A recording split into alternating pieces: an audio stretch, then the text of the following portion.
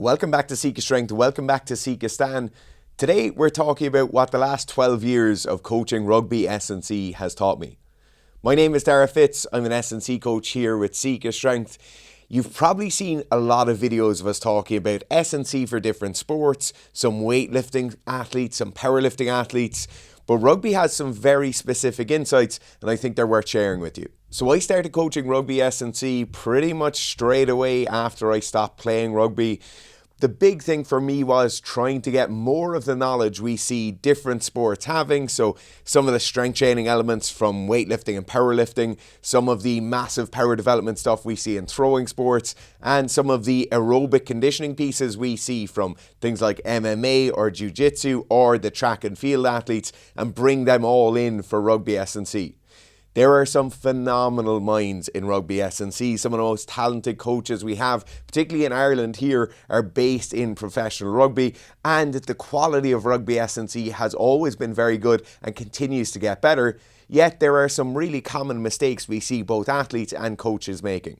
So in my time coaching S&C, we've had pro players all the way down to amateur players, senior level all the way down to kind of grassroots level, under 13s, under 14s, and we've had people playing international level rugby all the way down to people who are just weekend warriors and want to get in the best shape possible so they lessen their risk of injury and become more effective players. Now, the first thing I want to talk about is that time is against you. So we commonly think of our rugby season as being a pretty long period of time. For most of us, it's going to be 8 or 9 months long, depending on your league structure, depending on what teams you're playing in. And many times people think about needing a very long break once they're finished. Now, this is certainly true. Your body does need time to recover. But if you think about it, the amount of years you're going to be playing adult rugby or kind of serious rugby for is a pretty short period of time, right? For most people, when you consider the average of people who drop out after 4 or 5 years, all the way through to the warriors who go for 15 or 16 years of senior rugby, that time period is pretty small, right? You probably have 2 or 3 months of valuable off-season blocks over the course of, let's say, an average of 8 years. That is a very short period of time. If you were speaking to someone from a different sport, like let's say one of the Olympic sports like judo, or even a track and field sport like discus throwing, the amount of time it takes to make meaningful physical change is actually quite long. You can't suddenly expect to double your back squat in 2 months. And in the same way, if you have an injury pattern that is recurring, you need to make large-scale physical changes, and those things won't happen overnight. So this is my first piece. Time is against you. Make sure you maximize that time by being as efficient and as effective as possible. I'm not going to sit in front of you today and say don't take any time off. Absolutely not. You do need those kind of full breaks from training, but what you really need is to make sure when you're going for an off-season block, or maybe you have a little break in the middle of the season, maybe your last 2 weeks of December and first 2 weeks of January, you have that kind of prolonged mini off-season. In those periods of time, make the most of your training then. Treat it seriously. You don't need to be in the gym 5, 6, 7 times a week, but you do need to have structured plans to make sure you get the most out of that. If you want more information like this, just check out the link below. It's 30 days of S&C insights written by myself and Owen. I guarantee you, if you have a question arising from this video, it's going to get answered in one of those emails. Just follow the link below. It's fully free, super easy to sign up to. Right, the next specific insight on this is that variance in rugby is absolutely massive and it's not necessarily an issue. What do I mean by this? Well, on most teams, we'll have players ranging from 140 kilo front rows all the way down to 69, 70 kilo developing athletes who are coming in and possibly playing on the wings, right? Even in senior squads, we're going to have massive variations. These variations are not only in terms of body shape and body size, but also in terms of physical literacy. So how well somebody is able to move through space and control their body, but also in terms of power numbers, speed numbers, aerobic endurance numbers. Now, what we'll see in many of the underage structures, so academy and sub-academy levels, is you'll essentially develop everyone to be the same. Now, this is definitely the right move in that direction, where you're trying to make everyone faster, everyone stronger, and everyone more powerful. They're doing all of their skill work going alongside with that. But when we look to a more amateur level, you kind of have to lean into those variances a small bit more. What do I mean by that? Well, let's say we have a 3-month off season coming up this summer, and you have a second centre. They're sitting at around 83, 84 kilos. Aerobic conditioning is very good. They have a knock in their right knee, and so they lack some stability there. But ideally, we'd like them to be 95 kilos and to be much more impactful in those collisions. Am I going to make all those changes at once? Absolutely not. Could I make one of those changes very significant? Absolutely we could, right? So we could really ramp up the amount of strength and hypertrophy training as someone is doing, pack on a lot of size to them quite quickly. Now suddenly they're at the position where they're very impactful in collisions. They're also much more robust when it comes to getting injured. But we might actually have a secondary aspect of injury risk coming in there where their conditioning numbers are so low that they now open themselves up to more of those musculoskeletal style injuries that come when someone is very fatigued later on in the game. What do I mean by this? You essentially are carrying the ball into contact, you go for a side step, your right foot plants in the floor, and due to the fact that you're very fatigued, your centre of mass stays over that right foot for a bit longer. It gets caught in the ground. You'll commonly hear this talked about where someone says, oh, my stud's caught in the ground, I twisted and my leg stayed where it was, and I tore my cruciate ligament. In that case, it might necessarily not be a lack of strength. It might not necessarily be a lack of proprioceptive awareness of the knee. In that case, it might be you were so fatigued, your centre of mass got out into the wrong area and you weren't able to move back out of that quick enough. By the time the tackle happened or by the time you fell over, you're just not able to move your feet quite fast enough.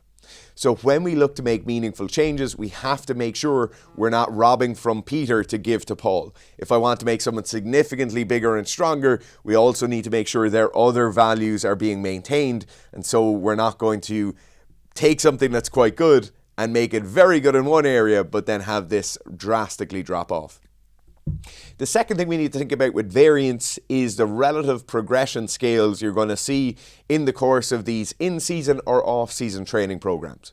Let's say, for an example, with the back squat, we could expect to add 10 to 15% of 1RM over the course of 6 to 8 weeks, right? That's by no means crazy. I think most of you, or many of you who will have run the RTA training programs, will have seen their squat go up by 20, 25% in the course of 8 weeks.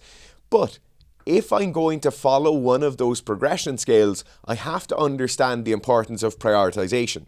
So when I'm prioritizing something in an off-season or in-season block, that allows the rate of progress to be drastically altered.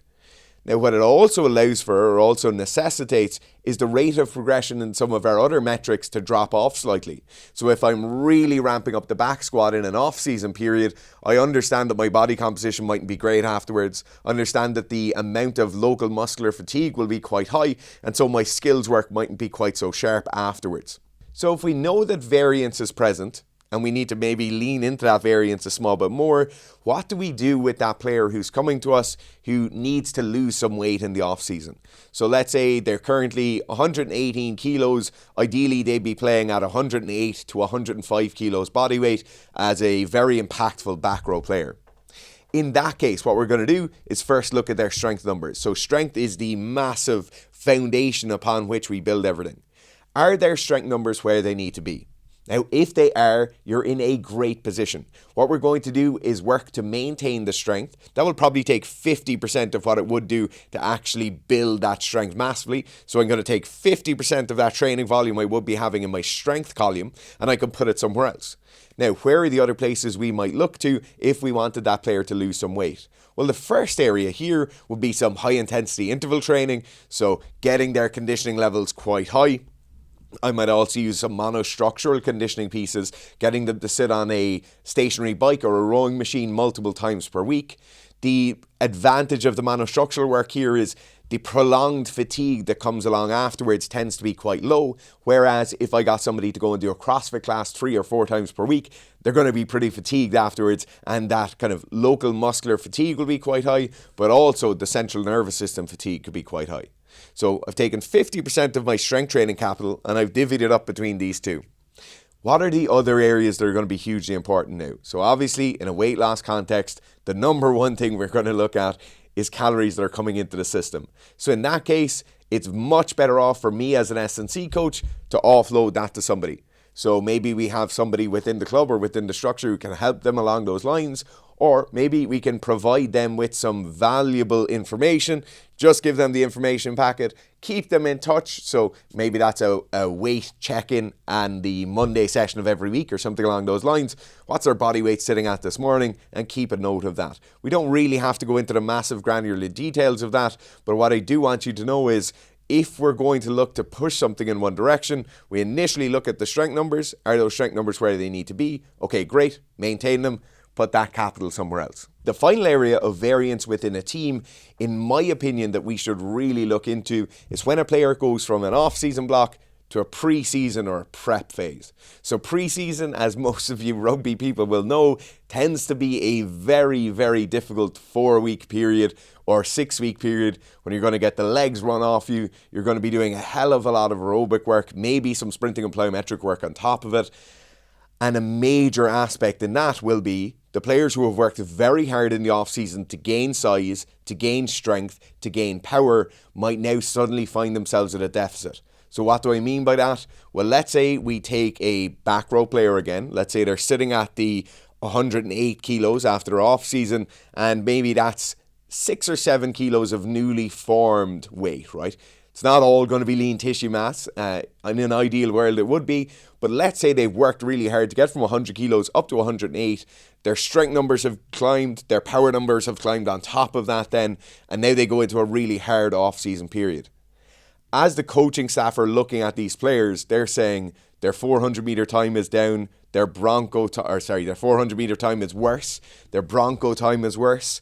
Their sprint numbers are probably higher because they've gained that bit of extra power. But we need to be very conscious that when they go back into that team training environment, that they're not getting absolutely killed because of that weight gain. So in that case, we need to look to be as efficient as possible with the running work, so we don't just throw out those last 8 or 12 weeks of really hard work. We're going to really work to be efficient with our cardio work, make sure we're efficient with that strength maintenance and muscle maintenance piece, so that athlete is now getting the added advantage of hard pre-season work and gained aerobic capacity, but they're also not throwing the baby out with the bathwater and losing all that valuable mass they've gained. The next thing I've learned from the last 12 years of coaching rugby players is that the injury profile is very clear, right? So I think we have a few areas where we know players are going to be at risk of injury. The first one, and it goes without saying, is the risk of concussion. I think everybody is aware of it at this point within the sport. Concussion is a big risk. How are we going to limit players becoming concussed more often? Or how are we going to lose less player days or force people into retirement or limit the amount of people forced into retirement from concussion? Well, let's look at what the research says. Neck training seems to be a massive thing, right? The amount of neck training people do seems to be inversely correlated with the amount of strength within that neck, the amount of lean tissue mass, and this is really important, the amount of lean tissue mass around the neck seems to be incredibly important to that kind of whiplash effect that tends to be causing a massive amount of those concussive incidents. With that being said, make sure they've got some neck training in there. The second thing we really need to look at is that precedence between high levels of fatigue, poor levels of hydration, and concussion. So when we look at those concussion pieces, obviously there's freak accidents, there's clashes of heads that happen at the starts of games, there's clashes of heads to knees that happen when maybe a player falls awkwardly and just lands on someone else. But when we look at those concussions that are coming from what we deem to be somewhat normal collisions, or collisions we wouldn't deem to be high risk usually, then we tend to see those kind of hydration level fluctuations might be causing some of it. That amount of fatigue within the system might actually be causing some of it, because if we have a player who's played for 60 minutes maximally, putting everything out, it's like that example of the knee injury at the start of it, where they're just not able to move themselves quite as efficiently as they were, and now suddenly they're in a poorer position, or maybe their body position within the ruck is in a poorer position, and now suddenly they find those incidents that previously wouldn't be incredibly high risk for concussion have now become a concussion risk. So if I'm tailoring for that and I'm writing S&C programming around that, I make sure the neck training is in there, they're gaining lean tissue mass in the neck, but also I'm going to make sure those players are well conditioned, both in terms of muscular endurance, but also aerobic endurance and anaerobic endurance to make sure they're still hitting good positions later on in games or later on in training sessions. The final aspect of this then is that kind of real-time monitoring. So most teams aren't going to have GPS data, most teams aren't going to have a gum shield with an accelerometer in it, but we should be keeping an eye on people, and if you find them later on in those really hard training sessions that they're becoming more and more fatigued, we start seeing a degradation in position. Maybe you're watching them clearing out a ruck and they're really not maintaining good positions as they go through there, then that's something that the coaching staff just need to pull them back slightly, maybe increase the amount of conditioning work they're doing, pull them out of that session immediately, and then move forward from there in a more positive light. The second area then within that kind of injury profile tends to be the knees, ankles and hips. So what we're talking about here is players getting stuck in a certain position. Maybe their balance isn't great. Maybe their level of neuromuscular proprioception isn't great. And so their body is being put in a poor position. They're getting hit or they're trying to accelerate in those poor positions. And now they end up with hamstring tears, cruciate ligament issues, ankle issues. If we look at rugby players, most of them are going to have had some sort of ankle issue, right? Usually it's lateral ankle ligaments, so the ligaments on the outside of their ankle in that position where they're clearing out a ruck or they were mauling, it collapsed on top of them and the outside of the ankle kind of tears open. The big problem we see in these cases is that moving forward after the initial injury, they never regain that proprioceptive awareness. And even if you're doing a screening with your athletes or you're a rugby player watching this, just stand on one foot in your bare feet. So do it with both sides, right? But stand on one foot, close your eyes and see how long you're going to be able to balance for, right? So just hold one leg 6 inches up off the floor. Make sure you're not pushing both legs together where you're getting that level of proprioceptive awareness from the other foot. But you're just going to hold one foot out in front of you, stand on one foot and see how poor your balance is. If you start getting to the point where you're not able to maintain balance for kind of 30 seconds easily with your eyes closed, then you're definitely in that higher risk profile. And as S&C coaches, we really want to make sure we're developing that neuromuscular proprioceptive awareness within that joint and the other ankle as well, because if you're at risk on one, you're still at risk on the other. And I'm just going to make sure that programming kind of tailors towards that and make sure they're at a slightly lower risk of re-injuring that ankle or re-injuring somewhere else because that ankle was in a poor position. To finish off on the kind of tailoring around our risk profiles in rugby, you can't talk about rugby without talking about shoulder injuries. So shoulder injuries are incredibly common. It's just the nature of the sport. You're hitting other people with your shoulders who want to go through you. It's always going to be a risk. What can we do as S&C coaches? Well, obviously building strength around the shoulders, both in the front and the back, is going to make a huge difference. But something that is very commonly missed out on, maintaining effective range of motion within those joints. What do I mean by this? Most rugby players are going to be like this, right? Slightly hunched over. This is an automatic regression to secondary positions that their body will automatically go to. If I constantly start getting hit from the front, my shoulders will automatically come forward. You'll see this in rugby players in the same way where you'll see it in grapplers, American football players, jiu-jitsu athletes. All of these people are going to start rounding forward like this. So to maintain effective range of motion, I want to make sure the shoulders are pulling back like this. Now, this regression to secondary positions is often poorly thought of as an adaptive mechanism. So our body is adapting into this secondary position and we're going to be stronger here because of that. That really isn't true. What happens when I start regressing to the secondary position is I stop developing the back of the shoulder here. And this is why we get so many rotator cuff injuries in rugby. We get so many scapular and subscapular issues because the shoulders are constantly forward like this and people end up getting stingers, or what are coined as stingers, where their shoulder snaps back. They get a really bad pain in the shoulder. Probably won't hold them out for too long, but that is definitely a preventable thing that will happen if our shoulders are maintained in a better position. We have a more balanced between anterior and posterior development of the shoulders, and I have full effective range here. So we're not going to be rounded forward like this. I'm not going to have zero external or internal rotation with my shoulders. I'm going to maintain good range of motion throughout.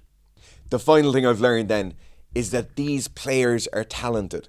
I could not tell you the amount of times we see coaches, particularly S&C coaches, getting in rugby players who they mightn't be working with on a regular basis. They might go to their local gym and someone takes them. Now, The problem with rugby players is they'll tend to have those regressed positions, right? They might be very tight, might struggle to hold a front squat position, they might struggle to hit the bottom of a squat while keeping their heels on the ground.